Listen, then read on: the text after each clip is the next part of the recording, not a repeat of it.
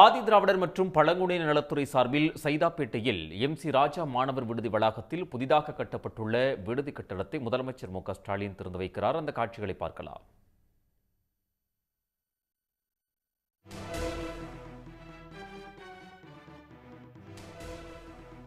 சென்னை சைதாப்பேட்டையில் அமைய பெற்றிருக்கக்கூடிய எம்.சி. ராஜா விடுதி கட்டடத்தை தமிழ்நாடு முதலமைச்சர் மு.க.ஸ்டாலின் இன்னும் சற்று நேரத்தில் தொடக்கி வைக்க இருக்கிறார். அந்த காட்சிகளை நாம் பார்த்து வருகிறோம். தற்போது இந்த விழா நடைபெற இருக்கக்கூடிய அந்த வளாகத்திற்கு முதலமைச்சர் மு.க.ஸ்டாலின் காரில் வந்து கொண்டிருக்கிறார். அவர்களுக்கு உற்சாகமாக வழி நெடுகிலும் தொண்டர்கள் ஆரவாரத்தோடு வரவேற்பு கொடுக்கக்கூடிய காட்சிகளை காண முடிகிறது.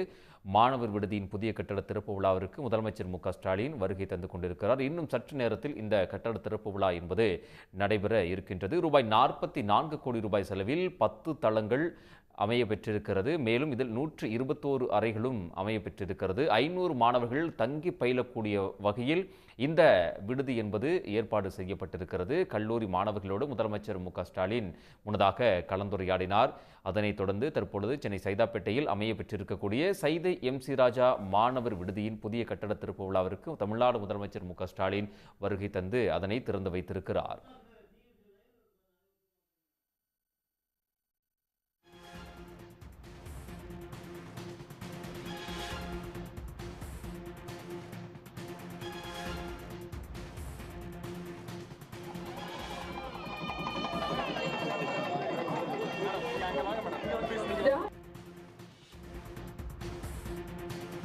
சென்னை சைதாப்பேட்டையில் அமைய பெற்றிருக்கக்கூடிய எம்.சி. ராஜா மாணவர் விடுதி கட்டிடத்தை தமிழ்நாடு முதலமைச்சர் மு.க.ஸ்டாலின் தற்போது திறந்து வைத்திருக்கிறார். இது பற்றி மேலும் விவரங்களை வழங்குவதற்காக செய்தியாளர் பிரபாகரன் இணைகிறார். பிரபாகரன், விவரங்கள். சென்னை சைதாப்பேட்டையில் புதிதாக கட்டப்பட்டுள்ள எம்.சி. ராஜா விடுதியுடைய கூடுதல் கட்டிடத்தை தமிழ்நாடு முதலமைச்சர் மு.க.ஸ்டாலின் தற்பொழுது திறந்து வைத்திருக்கின்றார். ஆதி திராவிடர் மற்றும் நலத்துறை சார்பில் 44.50 கோடி செலவில் புதிதாக தரைத்தளம் மற்றும் 10 தளங்களுடன் கட்டப்பட்ட இந்த கட்டிடம் என்பது சுமார் 20 மாதங்களில் கட்டி முடிக்கப்பட்டிருக்கின்றது.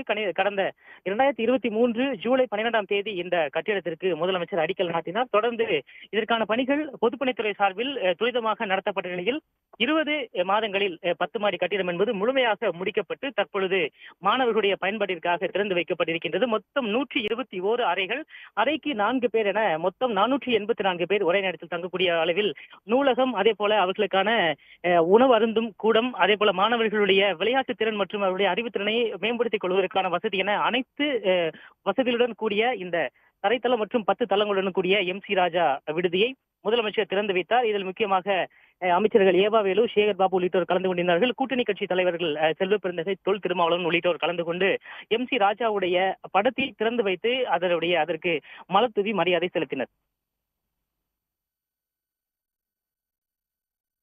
பிரபாகரன், இந்த விழாவில் யாரெல்லாம் பங்கேற்றிருக்கிறார்கள்? மேலும் என்னென்ன வசதிகள் இந்த கட்டடத்தில் செய்யப்பட்டிருக்கின்றன விடுதியில்?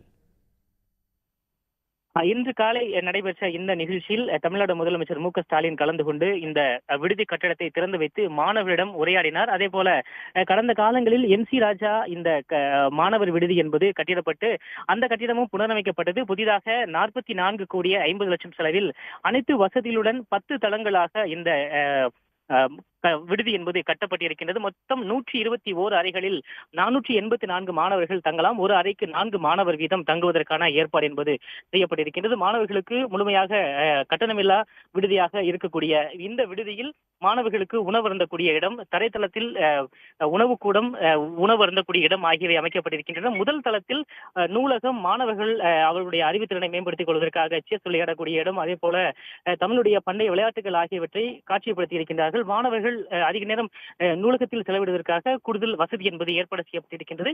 இன்று காலை திறந்து வைக்கப்பட்ட இந்த விடுதியை பொறுத்தவரை இதில் சிறப்பு விருந்தினர்களாக கூட்டணி கட்சி தலைவர்கள் தொல் திருமாவளவன் மற்றும் தமிழ்நாடு காங்கிரஸ் கமிட்டியுடைய தலைவர் செல்வ பெருந்தகை ஆகியோர் கலந்து கொண்டிருந்தார்கள். இதே தினம் செல்வ பெருந்தகை அவர்களுக்கு பிறந்தநாள் என்பதால் இங்கு நிகழ்ச்சிக்கு வந்த அவருக்கு முதலமைச்சர் நேரில் வாழ்த்து தெரிவித்திருந்தார். அதே போல கூட்டணி கட்சி கட்சி நிர்வாகிகளும் கலந்து கொண்டிருந்தார்கள்.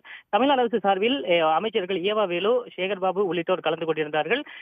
காலை சுமார் ஒரு அரை மணி நேரங்கள் இந்த விடுதியில் அமைக்கப்பட்டிருக்கக்கூடிய அனைத்து ஏற்பாடுகளையும் முதலமைச்சர் நேரில் ஒவ்வொரு தளங்களாக 2 தளங்களுக்கு சென்று அங்கு இருக்கக்கூடிய அறையில் இருக்கக்கூடிய வசதிகள், முதல் தளத்தில் இருக்கக்கூடிய நூலகம், அங்கு இருக்கக்கூடிய மாணவர்களுக்கு போதுமான வசதிகள் செய்து கொடுக்கப்பட்டிருக்கின்றதா, மாணவர்கள் எப்படி உணர்கிறது என்று மாணவர்களிடம் நேரடியாக கேட்டறிந்தார். பிரபாகரன், தகவல்களுக்கு நன்றி. உடனுக்குடன் செய்திகளை தெரிந்து கொள்ள சன் நியூஸ் பெல் ஐகானை கிளிக் பண்ணுங்க.